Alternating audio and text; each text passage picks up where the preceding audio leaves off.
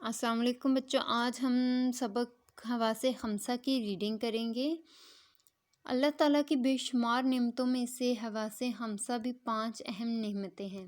خمس عربی زبان میں 5 کو کہتے ہیں، جبکہ حواس حس کی جمع ہے۔ وہ 5 حصے یہ ہیں: حصے باصرہ یعنی دیکھنے کی ہے، وہ حصے جس سے ہم دوسری چیز کو، سامنے جو بھی چیزیں آتی ہیں اس کو دیکھ سکتے ہیں، یعنی دیکھنے کی حس۔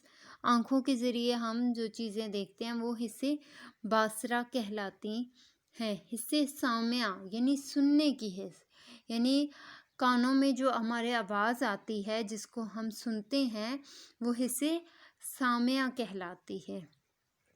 حصے لامسہ چھو کر محسوس کرنے کی حس۔ آپ دیکھیں، ہم کسی چیز کو ہاتھ لگاتے تو ہمیں محسوس ہوتا ہے کہ کیا چیز ہے یہ، تو چھو کر محسوس کرنے کی حس جو ہے اسے لامسہ کہلاتی ہے۔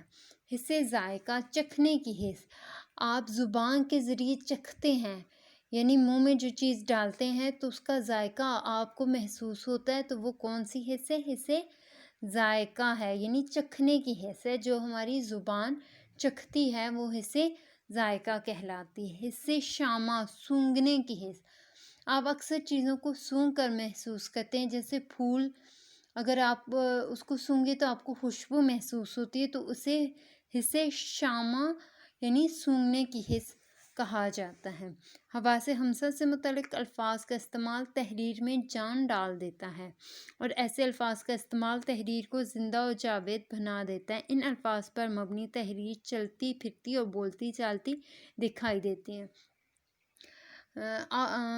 آپ دیکھتے ہوں گے شاعری میں اکثر یہ چیزیں استعمال ہوتی ہیں، یہ حصیں استعمال کی جاتی ہیں، اس سے جو ہے شاعری میں خوبصورتی پیدا ہوتی ہے۔